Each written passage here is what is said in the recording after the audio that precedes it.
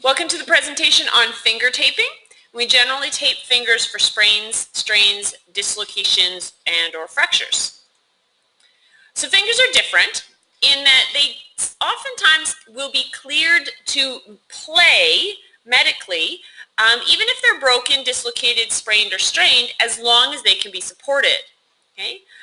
The thing to remember is that many sports have regulations about how you can tape fingers and what materials you can use. So for example, volleyball.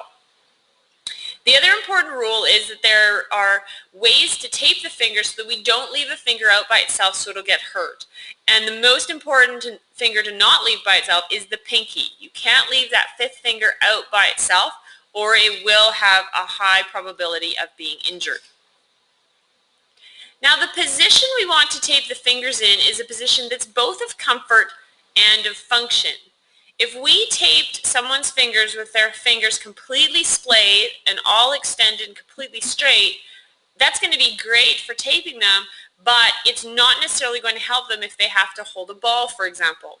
So usually what we want them to do is be in slight flexion, which is bent. So there's a little bit of bend at each joint. And if they play a sport with a ball, have them grip that ball, then relax the hand, taking the ball away, but hold that same finger position. If you tape them in that position, it's going to be something that helps them a lot more to play. Now there's a few ways to tape fingers. The first is buddy taping. And this is most common. You can do it for all of the injuries. You're taping 2 or 3 fingers together. The rules are that you either need to have the second and third, so the index and middle finger together, the fourth and the fifth fingers together, or the third, fourth, and fifth fingers together. So you can't leave the pinky out there on its own if the fourth is taped to the third. Okay? Now the process here, we're going to use a split roll of tape. And what you want to do is put the 2 fingers together. You want to rip a piece of tape off that's about 6 to 8 inches long. You're going to wrap it around the fleshy part between the 2 joints at the base of the finger.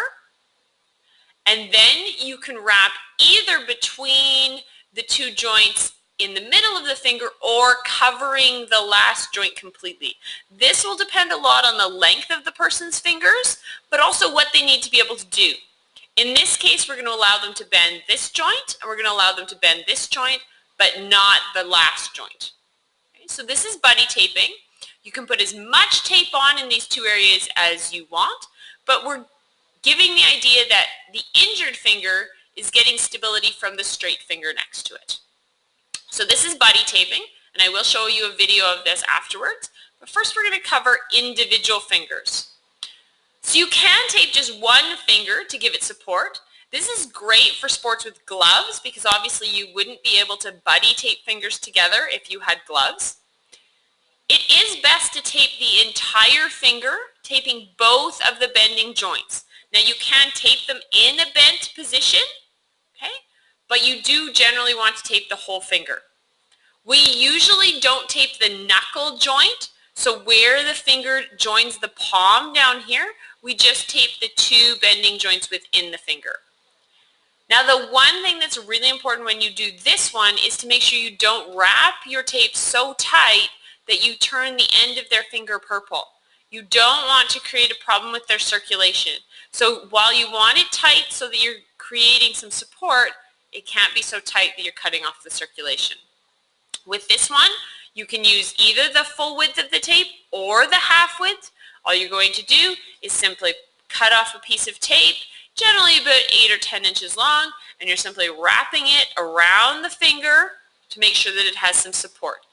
Do make sure that you leave at least the very tip of the finger clear so that you can actually see if the finger's having any circulation problems. Now there is one type of finger taping that is not allowed, and it's not allowed in most sports. It's actually fairly dangerous as well. And this is called a check rein. So a check rein is where you do a taping between 2 fingers. They're attached to each other but not right next to each other. Okay, so you have a space, you have this web piece in the middle, and that's honestly what makes it illegal. First of all, in a sport like volleyball, you can create a web type of hand, and this is obviously something that would improve your play and put the other team at a disadvantage. But the other piece is that this is really easy for someone to get their finger or piece of equipment caught in the middle here and pull it, and now you're looking at possibly dislocating these fingers or causing further injury. So check reins are not allowed in sport. So I'm going to go through how you do each of these types of taping. We're going to cover the ones that are allowed first. So we're going to start with buddy taping. Okay.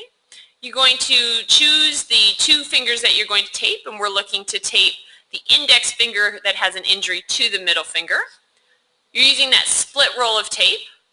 Again, you want a 6 to 8 inch piece of tape. You go down to the base and tape that around. Okay. Another 6 to 8 inch piece of tape. This one's going to go around the middle / the end joint there.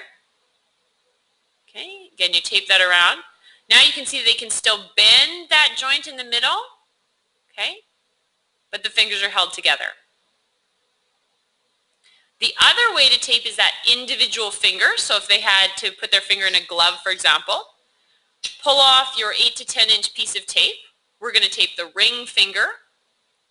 And you're simply wrapping that tape around, making sure it's not so tight that you're creating a circulation problem.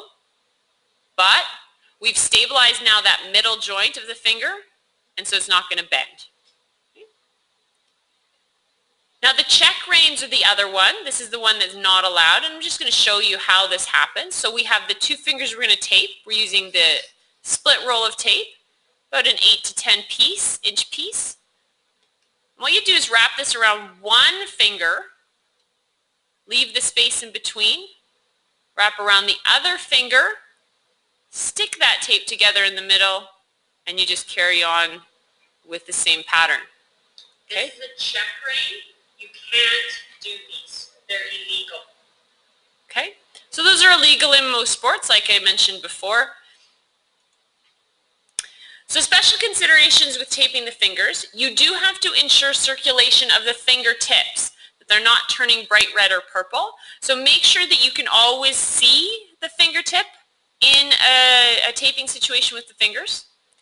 Ensure the fingers in the hand are in a position of function for the sport or activity you need to do. So if they hold a ball, have them hold that ball and then release the hand from the ball and tape in that position.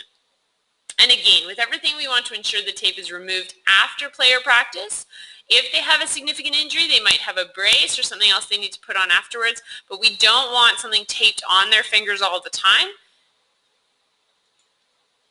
So next we're going to cover thumb taping and wrist taping. And for more information on healthy living or to see my other courses, please check out thehealingpath.com.